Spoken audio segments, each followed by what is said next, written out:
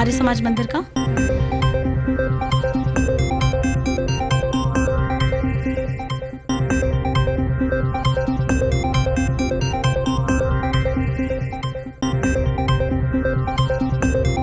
पल्लवी राज सक्सेना ने बताया कि वो इसी महीने 4 दिसंबर को उनकी शादी हुई है। दूसरी पत्नी शिखा मित्रा ने बताया कि उन्होंने 2016 में दीपक जोशी से शादी की। तीसरी पत्नी नम्रता जोशी ने मैरिज सर्टिफिकेट शेयर करके दावा किया कि वो दीपक जोशी के साथ ही उनके घर में रहती हैं, यानी वो ही उनकी पत्नी है। उधर दीपक जोशी ने अपनी सफाई में ये कहा कि 2 मामले कोर्ट में चल रहे हैं, जल्द ही वो सोशल मीडिया के सामने अपनी बात रखेंगे। दीपक जोशी के संग 7 फेरे ले चुकी पल्लवी राज सक्सेना ने कहा कि उन्होंने दीपक जोशी की परिजनों की मौजूदगी में शादी की, जबकि नम्रता जोशी और शिखा मित्रा की दीपक जोशी से शादी फर्जी है। मैं जानती हूँ कि दीपक जी से मेरी शादी 4 दिसंबर 2025 में हुई थी और पूरे हिंदू रीति रिवाज और हिंदू पद्धति के अनुसार हुई थी, जिसमें मेरे दोनों परिवारों के परिजन शामिल थे। मेरे माता पिता ने मेरा कन्यादान किया था, मेरे भाइयों ने पग फेरे लिए थे, मेरी भाभी ने बिछियो वाला किया था कार्यक्रम, और उनकी बड़ी दीदी ने गांठ बंधन किया था। उनके परिवार से, दीपक जी के परिवार से और भी कोई था इस पूरे बहने भांजे वगैरह शामिल थे और उनके दोस्त वगैरह शामिल थे। फैमिली ने, उनके परिवार ने मंजूरी दे दी थी शादी को? सर मंजूरी तो नवविवाहिक जोड़ा तो था नहीं, वो खुद ही एक वृद्ध हो चुके हैं, तो जायज़ बात है, उनका खुद का डिसीजन था, परिवार वालों का डिसीजन था कि एक अच्छी लाइफ बिताओ, क्योंकि अब एज हो गई है, तुम्हें भी अब बीमार रहने लगे हो। एक अच्छा महिलाओं की मतलब इस टाइप से नहीं थी कि वो विवाह वाला मैटर है, क्योंकि शिखा जोशी तो वाइफ हो ही नहीं सकती, शिखा मित्रा जी कभी वाइफ हो ही नहीं सकती, क्योंकि उनका बता रही कि 2016 में अगर शादी हुई है तो विजया दीदी, स्वर्गवासी विजया दीदी का जो देहांत हुआ है वो 2021 में हुआ है, तो इस नाते वो हो ही नहीं सकती। बाकी दीपक जी प्रूफ देंगे कि वो भी पत्नी है कि नहीं है। बाकी नम्रता जोशी का मैं बता सकती हूँ कि उनकी डेट थी 21/1/2025। अगर वो पत्नी थी तो वो अभी तक 11 महीने कहाँ थी?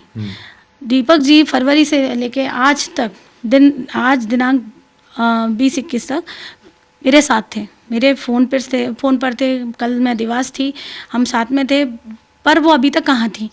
जिस दिन मेरी शादी 4 दिसंबर को हुई है, उस दिन वो 6 दिसंबर को दीपक जी के घर में अचानक पहुंच जाती हैं, उनके नौकर के साथ अभद्र व्यवहार करती हैं, उनके परिजन घर में पारिवारिक मेंबर्स को धमकाती हैं, डराती हैं, जिसकी वजह से उनने अपनी सूचना एसपी थाना प्रभारी शिखा नहीं नम्रता जोशी जी ने उनके घर में बहुत गंदा व्यवहार किया उनके साथ, उनके परिवार वालों के साथ। दीपक जोशी की पहली पत्नी विजया जोशी की मृत्यु साल 2021 में हो चुकी है।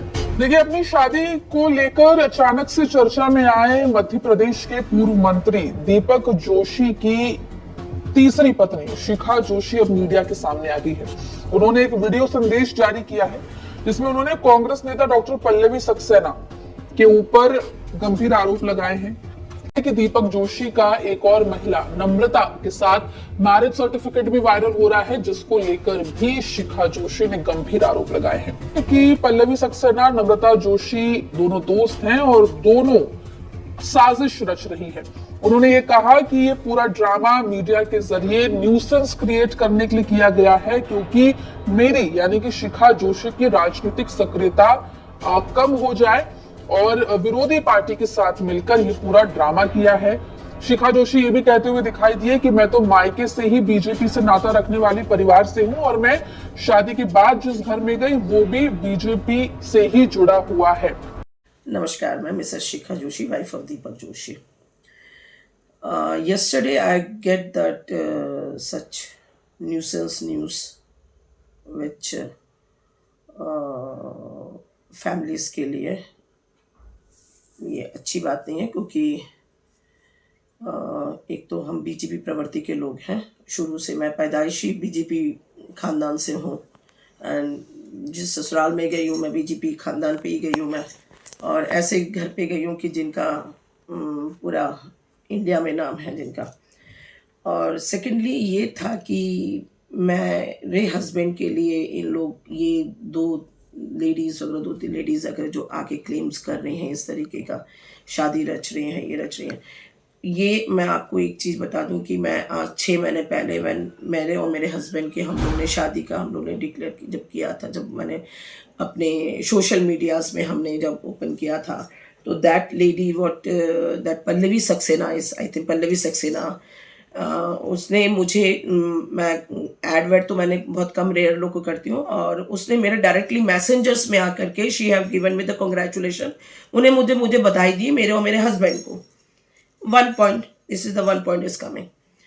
सेकेंडली, जब आपको पता है, व्हेन यू नो कि I am wife of Deepak Joshi, तो आपने क्यों इंटीमेसीज बनाई है?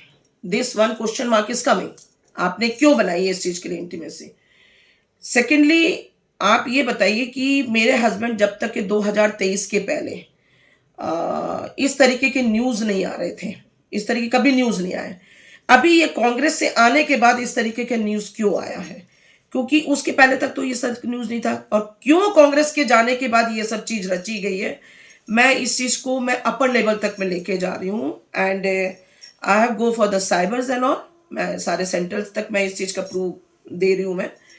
एंड ये जो date, I don't know what public has mention, मैं तो इस चीज़ को ध्यान दे रही हूँ, because this all thing is fraud is coming. ये फ्रॉड है सब, ये सब जो ये सब वायरल्स कर रहे हैं. और क्यों कर रहे हैं? जब उन लोगों को मालूम था कि मैं उनकी वाइफ हूँ, लीगल वाइफ हूँ, देन ये इस तरीके की क्यों रचाई गई थी? 1 क्वेश्चन मार्क इज कमिंग. यहीं पर एक क्वेश्चन मार्क आ जाता आप लोग के पास, ठीक है.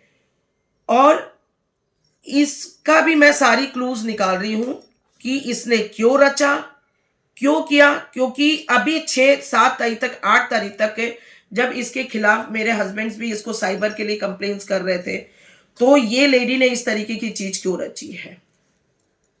हम भी, ये लेडी मेरे को एक बार फोन करा था, फोन करके बोला था कि मैं दीपक जोशी को नहीं जानती हूं, मैंने इसके बारे में कहीं कंप्लेन करा तो मैं दीपक जोशी को, कौन दीपक जोशी, कैसा दीपक जोशी, वो भी वॉइस मेरे पास है सब. तो फिर इस तरीके से क्यों, इस तरीके से चीज इसने किया ये 3-4 महीने में? तो ये तो समथिंग इज फिशी देयर, कुछ तो गड़बड़ मामला है कि बहुत जल्दबाजी में ये सब चीज को चीज किया कि हम लोग को बदनाम करने के लिए. एंड ठीक है, within a week it will get the results. मैंने सारी चीज ऊपर लेवल तक मैंने सब जानकारी पहुंचा दी है मैंने सब, और इससे आगे मेरे पास कोई शब्द नहीं है. आगे मैं इस चीज की कार्रवाई कर रही हूँ मैं. Thank you so much. देखिए, वर्तमान युग सोशल मीडिया का है, और कहा जाता है कि सोशल मीडिया बहुत तेजी से किसी चीज़ को प्रसारित करता है. मनुष्य का जीवन है, और मनुष्य के जीवन में यश अपने दोनों चलते हैं. मैं जिस परिवार से, उसकी पारिवारिक ऊंचाइयाँ इतनी अधिक है कि मेरे ख्याल से बहुत कम परिवारों की होगी. एक घटना को लेकर कल एक पेपर ने, एक विषय को लेकर, घटना को एक विषय को लेकर एक पेपर ने शादी के विषय में खबर छापी है. उसमें 2 महिलाओं का जिक्र किया गया है. एक महिला ने उस चीज़ को नकारा है. क्योंकि ये मामला आज से नहीं, 2006 से शुरू होकर अभी तक कहीं न कहीं है. इसमें कुछ मामले न्यायालय में है विचाराधीन, और न्यायालय में विचाराधीन होने के कारण उन विचाराधीन मामलों की सार्वजनिक रूप से प्रक्रिया देना उचित नहीं होगी. मुझे भारतीय न्याय प्रणाली पर विश्वास है, अपना फैसला करेंगे. लेकिन मैं इतना कह सकता हूँ कि हम अपने जीवन में जीते हैं, तो जीवन जीते सार्वजनिक जीवन में इसी प्रकार की गलती नहीं करें, और इस गलती को अगर हम करते हैं तो उसका कहीं ना कहीं प्रायश्चित भी होना चाहिए.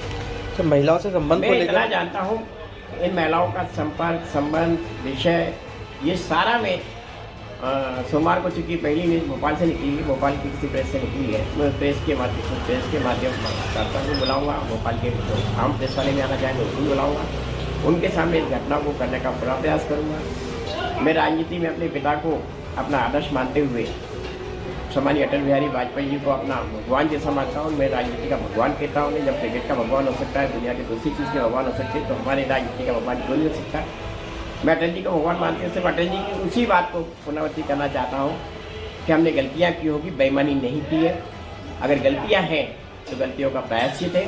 प्रायश्चित के साथ साथ अगर वो गलतियों को मैं कहीं दोषी हूँ तो भारतीय कानून अपने निर्धारित मापदंडों के अनुसार उसके लिए मुझे दोषी ठहराएगा. अगर मैं निर्दोष होऊंगा तो मैं निर्दोष छूटूंगा. क्योंकि आज मैं ये नहीं कह सकता कि मैं दोषी हूँ कि सामने वाला दोषी है, कौन दोषी है। लेकिन मैं ये जानता हूँ कि संचार साधनों के माध्यमों को कहीं न कहीं पुष्टि करने के बाद इन सब चीज़ों को करना चाहिए अपनी तरफ से, लेकिन आज कर दिया है। तो चूँकि अभी इसको कर दिया तो इस पहली की कुछ पहला ही विषयों पर रोशनी डालने के लिए मैं सोमवार के दिन भोपाल के सभी हमारी पत्रकार साथियों के साथ बैठकर इस पूरी बात को उजागर करूँगा, सच्चाई को।